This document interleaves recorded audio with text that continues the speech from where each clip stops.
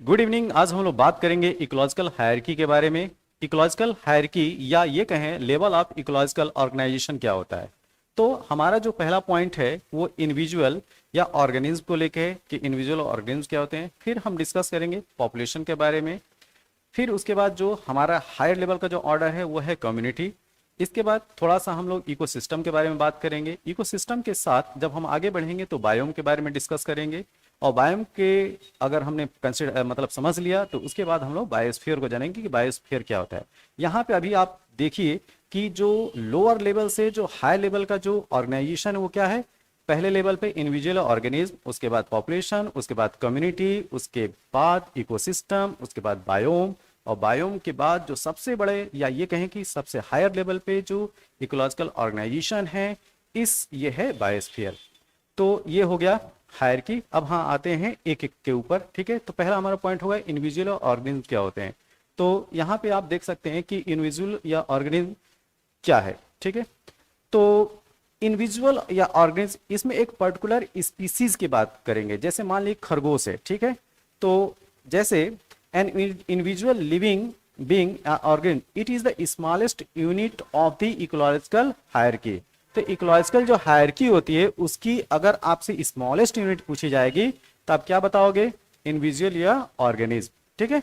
इसके बाद इसमें it is considered as the basic unit of ecological study. जिस तरीके से हम लोग कहते हैं कि cell is the basic unit of life, उसी तरीके से इकोलॉजिकल हायरार्की में जो इंडिविजुअल और जो या ऑर्गेनिज्म होते हैं वो इकोलॉजिकल स्टडी के बेसिक यूनिट होते हैं। अब हमारा जो नेक्स्ट लेवल है पॉपुलेशन। पॉपुलेशन होता क्या है, हम लोग प्रीवियस जो स्लाइड्स है उसमें भी हम डिस्कस कर चुके हैं कि पॉपुलेशन सेम स्पीसीज, जो ग्रुप ऑफ सेम स्पीसीज होती है, ठीक है, उसको हम लोग बोलते हैं पॉपुलेशन, ठीक है। A group of individual of the same species known as population. जैसे मान लीजिए पर्टिकुलर लैंडस्केप पे एक पर्टिकुलर टाइम में 100 खरगोश रहते हो तो क्या बोलेंगे कि उस जगह की खरगोश की पॉपुलेशन कितनी है, 100, ठीक है।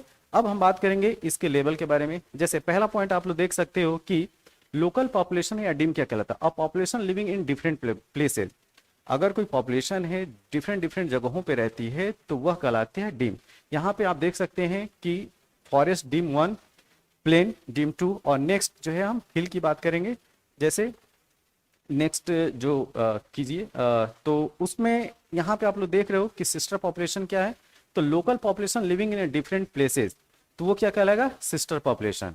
तो यहाँ पे हम लोग देख सकते हैं जो तीसरा पॉइंट है वो मेटा पॉपुलेशन है। तो मेटा पॉपुलेशन होता क्या है, जब लोकल पॉपुलेशन जो है local population living in different places are remain connected through individual organism. तो यहाँ पे हम लोग देख सकते हैं कि फॉरेस्ट डिम 1 और प्लेन डिम 2 वो जो है इंटरकनेक्ट है किससे, माइग्रेशन से। माइग्रेशन किसका होगा, एक इंडिविजुअल स्पीसीज का, एक इंडिविजुअल का होगा या ऑर्गेनिज्म होगा। तो यहाँ पे हम लोगों ने क्या लिया है, डिम 1 और डिम 2 में जो है हमने खरगोश को लिया है। और डिम 3 जो हिल है उसमें भी खरगोश है।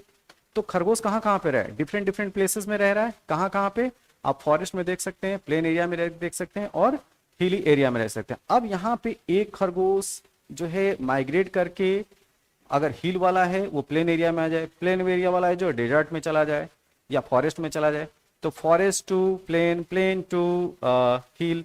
तो इस तरह के जो माइग्रेशन कहलाता है वो कहलाएगा, वो हम स्टडी करते हैं मेटा पॉपुलेशन में। तो मेटा पॉपुलेशन है क्या, local population living in different places remain connected through individual migration, वो क्या कहलाएगी, मेटा पॉपुलेशन। यहाँ पे आप तीनों जो डिम 1, डिम 2 और डिम 3 है, तीनों को आप इंटरकनेक्टेड हुए देख सकते हैं। कैसे, माइग्रेशन के थ्रू।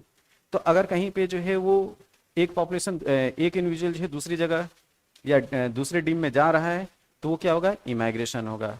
और जहां से जा रहा है इमाइग्रेशन होगा। तो माइग्रेशन को हम लोग दो पार्ट में जैसे स्टडी करते हैं, एक इमाइग्रेशन और इमाइग्रेशन। आगे हम बात करेंगे कम्युनिटी। कम्युनिटी होता क्या है, ये है group of population of different species, ठीक है। तो डिफरेंट पॉपुलेशन, तो डिफरेंट पॉपुलेशन यहाँ पे डायग्राम हम लोग देख सकते हैं। इस चित्र में दिखाई पड़ा है कि हाथी है, हिरण है, कुछ पेड़ पौधों का जो है वो एक समूह है। तो हाथी, जैसे मान लीजिए उस जगह पे अगर 100 हाथी रह रहे हैं, 10 जो है हिरण रह रहे हैं, तो 10 पॉपुलेशन किसकी, हिरण की, 100 किसकी है, हाथी की। उसी तरह से कुछ पेड़ पौधों की बात करें तो एक पर्टिकुलर लैंड स्केप में एक पर्टिकुलर टाइम में जब डिफरेंट पॉपुलेशन एक साथ निवास करती है तो वो वहाँ की कम्युनिटी कहलाती है। तो यहाँ पे कम्युनिटी में फ्लोरा भी हो सकते हैं, फौना भी हो सकते हैं, इसमें प्लांट और एनिमल दोनों हम कंसिडर करेंगे, ठीक है। तो एक और चीज आपको याद रखना है, it is also known as a biocoenosis, biotic community या बायोलॉजिकल कम्युनिटी या इकोलॉजिकल कम्युनिटी, ये डिफरेंट डिफरेंट इसके नाम है। इसके साथ में अगर उस कम्युनिटी में जिस चीज का ओवर डोमिनेंस होता है, या ये कहें कि जिस प्लांट या जिस पॉपुलेशन की डोमिनेंसी होती है, वह उसी नाम से वो कम्युनिटी जानी जाती है। जैसे जैसे डेजर्ट कम्युनिटी, ठीक है, जहाँ पे जो है वो कुछ डेजर्ट वाले, या ये कहें कि जहाँ पे टेम्परेचर बहुत ज़्यादा है, ठीक, ह्यूमिडिटी प्रेसिपिटेशन लेवल कम हो, तो वहाँ पे एक पर्टिकुलर कैरेक्टर वाले होंगे, तो वहाँ पे जो कम्युनिटी होगी वो डेजर्ट कम्युनिटी वाली कहेगी। हम अब नेक्स्ट बात करेंगे इकोसिस्टम के बारे में। इकोसिस्टम में जो है वो दो कंपोनेंट होते हैं, बायोटिक कंपोनेंट और अबायोटिक कंपोनेंट। जो बायोटिक कंपोनेंट होते हैं वो अपने फिजिकल इन्वायरमेंट, जिसको हम अबायोटिक में कंसिडर करते हैं, जिसमें land, soil, rock system, temperature, precipitation, इसकी बात की जाती है, वो उसके साथ इंटरकनेक्ट होते हैं या इंटरलिंक्ड होते हैं। किसके थ्रू? एनर्जी साइकिल के थ्रू एंड न्यूट्रिएंट साइकिल के थ्रू, ठीक है। तो ये जो ताना बाना होता है वो इकोसिस्टम में आता है। तो इकोसिस्टम में दो कंपोनेंट याद रखिएगा, एक होता है बायोटिक और दूसरा होता है अबायोटिक, या ये कहें उसका फिजिकल इन्वायरमेंट। कनेक्टिविटी किससे होती है? इनका जो है nutrient cycle and energy flow के साथ। अब हम बात करेंगे बायोम के बारे में। जो हमारी जो नेक्स्ट स्लाइड है वो बायोम को डिस्क्राइब करिए। तो बायोम है क्या? अ group of ecosystem with similar climate and community.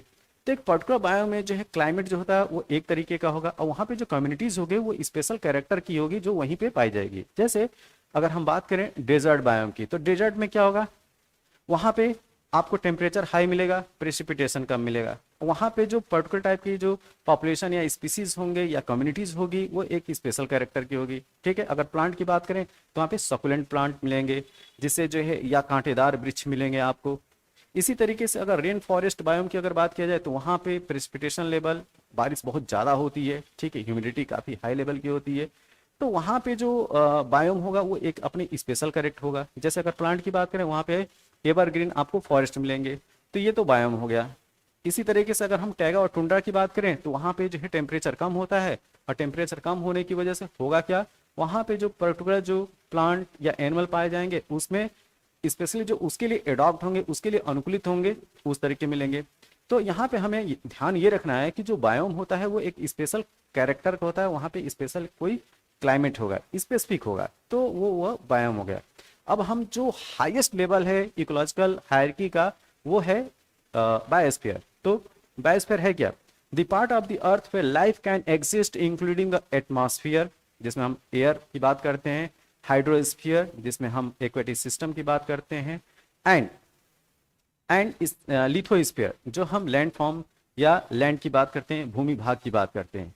Actually biosphere जो होता है लिविंग ऑर्गेनिज्म की, इसमें जो है हम बात करते हैं जो ये तीनों के साथ डिपेंडेंट होता है या इंटरकनेक्ट होता है। ये कहें कि जो बायोस्फीयर है, जो लिविंग ऑर्गेनिज्म है, फ्लोरा हो चाहे फौना हो चाहे माइक्रो ऑर्गेनिज्म हो, इन तीनों जगहों पे पाए जाते हैं, हाइड्रोस्फीयर में, लिथोस्फीयर और एटमॉस्फेयर, राइट।